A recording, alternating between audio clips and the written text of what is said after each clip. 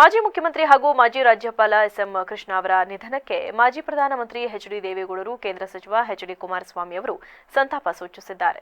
ಮಾಜಿ ಮುಖ್ಯಮಂತ್ರಿಗಳು, ಮಾಜಿ ರಾಜ್ಯಪಾಲರು, ಮಾಜಿ ವಿದೇಶಾಂಗ ಸಚಿವರು ಹಾಗೂ ಪದವಿ ವಿಭೂಷಣ ಪ್ರಶಸ್ತಿ ಪುರಸ್ಕೃತರಾದ ಎಸ್ಎಂ ಕೃಷ್ಣ ಅವರ ನಿಧನದ ಸುದ್ದಿ ಕೇಳಿ ತೀವ್ರ ಆಘಾತವಾಯಿತು.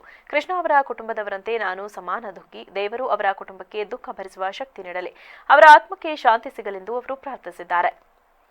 ರಾಜ್ಯದ ವಿಧಾನಸಭಾ ಅಧ್ಯಕ್ಷರು, ಉಪಮುಖ್ಯಮಂತ್ರಿಗಳು, ಮುಖ್ಯಮಂತ್ರಿಗಳು, ಕೇಂದ್ರ ಸಚಿವರು, ರಾಜ್ಯಪಾಲರು ಸೇರಿದಂತೆ ಅನೇಕ ಉನ್ನತ ಹುದ್ದೆಯಲ್ಲಿ ದಕ್ಷತೆಯಿಂದ ಕರ್ತವ್ಯ ನಿರ್ವಹಿಸಿ ರಾಜ್ಯಕ್ಕೆ, ದೇಶಕ್ಕೆ ತಮ್ಮದೇ ಆದ ಅನುಪಮ ಕೊಡುಗೆ ನೀಡಿದ್ದ ಹಿರಿಯರು, ಮತ್ಸದಿಗಳಾದ ಎಸ್ಎಂ ಕೃಷ್ಣ ಅವರ ನಿಧನದ ಸುದ್ದಿ ಕೇಳಿ ಬಹಳ ದುಃಖ ಉಂಟಾಯಿತು ಎಂದು ಕೇಂದ್ರ ಸಚಿವ ಎಚ್ಡಿ ಕುಮಾರಸ್ವಾಮಿ ತಿಳಿಸಿದ್ದಾರೆ.